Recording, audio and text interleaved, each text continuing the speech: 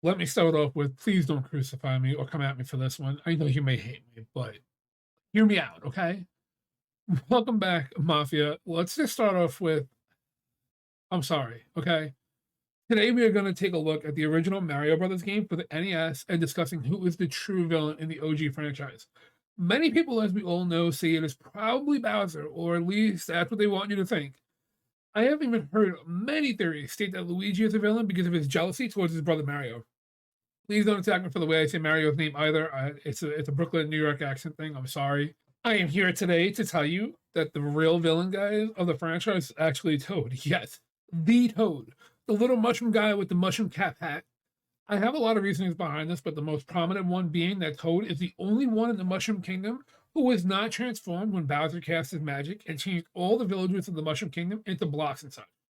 For those that might not be aware of what it is I'm talking about, if you were to look at page 4 of the Super Mario Bros. Instruction Manual, it states, and I quote, one day the kingdom of the peaceful mushroom people was invaded by the Koopa, a tribe of turtles famous for their black magic. The quiet, peace-loving mushroom people were turned into mere stones, bricks, and even field horse, hair plants. And the Mushroom Kingdom fell into ruin. Now back to the issue at hand. Princess Toadstool, or Peach as she is later known in the series, is the only person who can break the magic curse and return everyone in the Mushroom Kingdom to their rightful form. This is why we were sent out on the mission to rescue the princess and restore peace. It all seems fair enough until we realize that Toad happens to be at the end of the levels inside of Bowser's castle, greeting us with a message saying, "Thank you, Mario, but our princess is in another castle."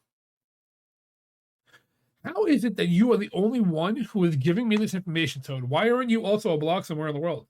Better yet, why are you in Bowser's castle giving me this message? You mean to tell me that Bowser just let you hang out behind him and didn't even think twice about it? He didn't wonder why you're here or giving me information? I see you, Toad. I understand your true motives. When we take a step back and look at the motives behind Toad and Bowser, we start to see how things kind of line up. Toad is just tired of being a loyal attendant of Princess Toadstool and makes a deal with Bowser to essentially get rid of any competition. Bowser most likely promised Toad his own section of the kingdom to rule over as the new Mushroom King. Makes sense. The only thing that Bowser and Toad didn't actually account for would have been Mario himself. We know from the original game description on page 8 of the manual that, quote, Mario, the hero of the story, maybe, hears about the Mushroom people's plight and sets out on a quest to free the Mushroom Princess from the evil Koopa and restore the fallen kingdom of the Mushroom people. Mario arrives in the world and instantly sets out to rescue the princess. This is when Toad gets nervous and starts to backtrack a little bit, and play probably both sides of the fence. Seeing how Mario is making his way abolishing all of the Koopas and other henchmen, he then starts to worry if he is found out and Mario still saves the princess, that, he might be in even more grave danger than before. This is when his short but brief message of the princess is in another castle comes in. He is giving Mario the information needed to continue his journey, but no immediate direction, such as take a left here, avoid these Koopas over there, look at the hidden blocks. If he was on our side, I really think that he would have surely given us some more information and to assist us outside of, hey, yo, check the other castle. She's somewhere else, bruh. By doing this, he does not seem like a villain in Mario's eyes, so he would have nothing to report back to the princess. And in Bowser's eyes, he's just doing recon of Mario and all of his locations. Every time Mario comes across Toad, Toad then runs back to Koopa to let him know he is getting closer to the princess, which in turn causes Koopa to release even higher paid minions to fight Mario. All the harder bosses and enemies that we have to fight the further we progress. Of course, like most video games, that's technically what really happens. But for the theory purpose, this is what we're going to go with. Eventually, Mario does rescue the princess after finding and defeating the final Koopa. However, Toad is nowhere to be found and nowhere to be seen at all.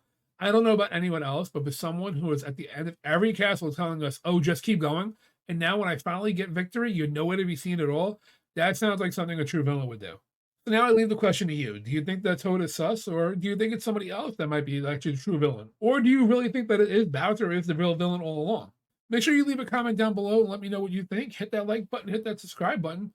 And until next time, guys, see ya.